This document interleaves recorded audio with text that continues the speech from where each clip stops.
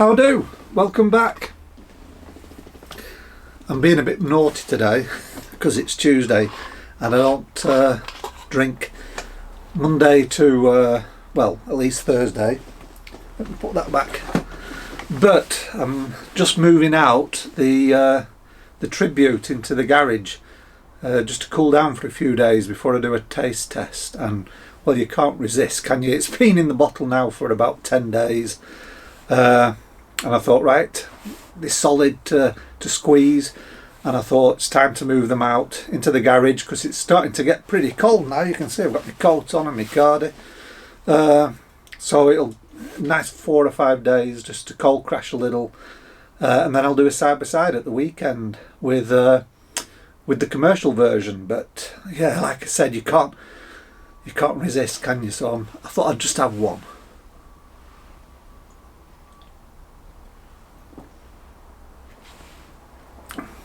I'm not going to talk about it, you'll have to wait, but that's a nice beer. Anyway, I thought I'd put the camera on because a couple of things came today. First of all, this big box, and I'll show you what's in there later, but also this book, The Secrets of Master Brewers. Saw it on Amazon just yesterday and it was a 1-day delivery.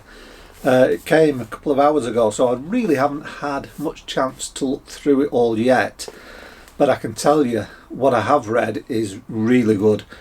Basically, it's like an anthology. This guy, Jeff Allworth, best-selling author of the Beer Bible, he visited breweries across Europe and in his native America, and he basically asked brewers what their secrets are. Professional brewers at some very well-known breweries, and he asked them if they'd like to give him a recipe and he'll put it in the book. So they have. Well, most have. I think there's a couple I found. The Czech brewery Pilsner Urquell, they didn't really want to share anything but most did, and it's a fantastic read. Not only do they give you recipes, but they also give you all their tips, and it's made for the home brewer, but they give you all the tips, how they actually go about making a brew, how they design a brew, and how they go about brewing the beer on site in a professional brewery. And you get lots of little snippets of information. So for example, in the British is actually listed them by country. So the British tradition, you've got breweries like Green King, Fuller's, Porterhouse in Ireland. German tradition, you've got like the Schneider brewery. You've got the, I think it's called the Bayerischke Bahnhof. Pilsner Urquell, like I said, but they didn't really give a recipe, so he's had to sort of like make one based on questions he asked. Belgium, you've got the DuPont brewery, the Duvel brewery, and the head brewers actually give recipes for the book, so it's a really interesting read. The recipes are, because it's an American book, in imperial measurements, but that's fine, you know, it's easy enough just to convert. And of course, because it's an American book, it's only 19 litres, so you have to sort of like extrapolate the weights to 23. But that's not a problem, is it? And it is full of information. It's not just recipes. There's like lots and lots of writing about the different styles. So for example, this is in the German section, and it's all about alt beers and Kolsch, how to brew one, all the brewer's tips, and then the brewer gives you the recipe as well. And then there's information about the brewery itself and different variations on style. So when it talks about the stout, they also in a little box also talk about oyster stout. So yeah, a really good read. I'm going to enjoy this. Anyway, I'm actually taking some tips from this for the first recipe I'm going to introduce in my book. If you remember, it's going to take someone through a brew day, and there's going to be a basic recipe, where I actually take them through step by step. Well, my ingredients have come. I've decided on doing a European style lager stroke pilsner type beer, and so with that in mind, let me bring this down here. I'm only going to do a 12 litre batch, so it's like a half batch, 11.5, 12 litres, so I didn't really need that much, but let me show you what I've got. For the specialty malts, I'm going to use Carapils. This is very good for head retention, and I think a nice European Pils needs a nice white foam on the top, so it'll give some mouthfeel and head retention. So maybe about 220 grams of this. Don't forget I'm only doing a half batch.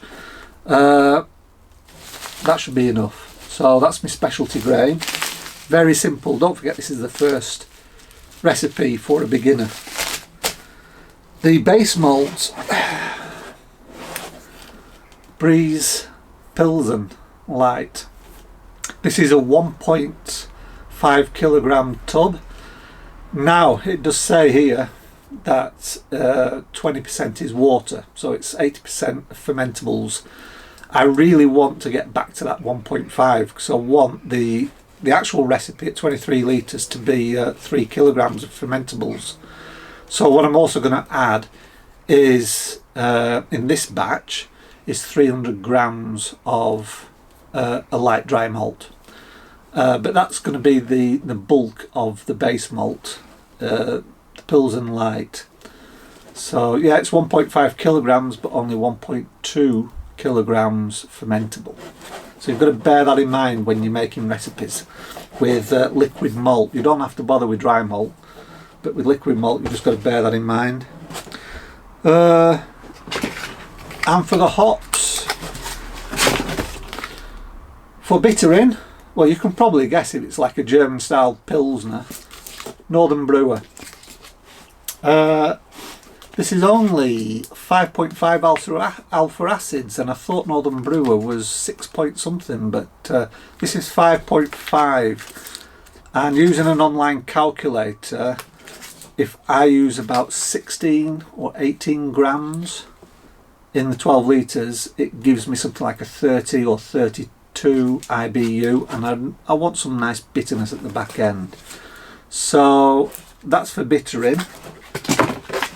And then for whirlpool, I'm not thinking of doing any sort of flavour addition, just a whirlpool addition right at the end. Take it off the boil, bring it down to 90 degrees, and then I'm going to add about 20 grams of SARS. And this has, well, it doesn't matter, it's 3.4 alpha acid, but it doesn't really matter because I'm not using them for bittering. This will just be for that aroma, and this should add some flavour as well. Just let them steep at about 90 degrees for 15 minutes as the final addition. And then the yeast. California lager yeast, the M54 Mangrove Jacks.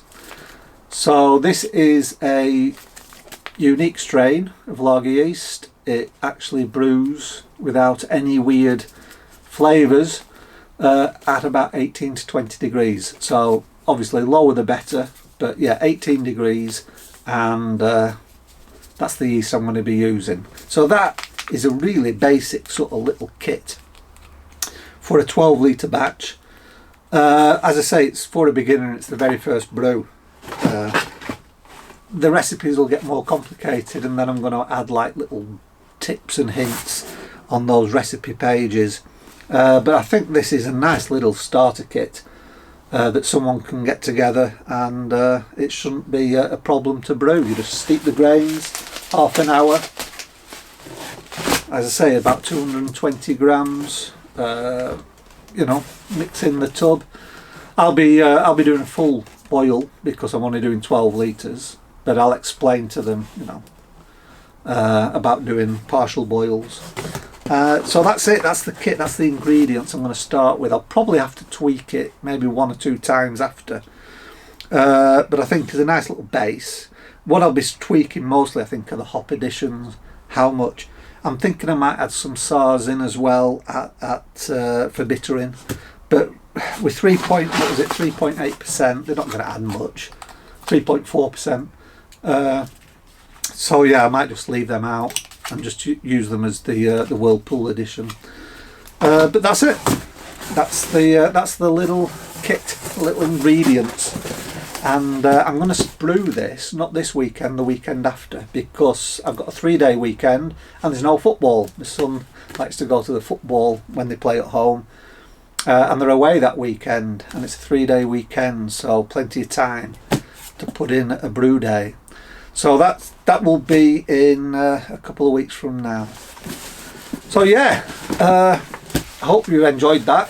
I recommend this book. In fact, the Czech section, I'm taking a little bit of hints from the recipe creation for this, and also of course the Stella Artois recipe in here as well. So it's going to be like a mishmash of different recipes, and it should turn out to be a good beer, especially for a first timer, you know.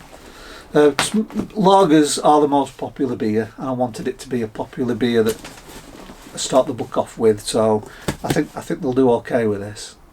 Right, thanks for watching. I'm going to enjoy this now, carry on being a little bit naughty for another 20 minutes, half an hour. It's tasting very nice. I'm not going to talk too much about it though. I'll wait for the side by side, but it is a nice beer.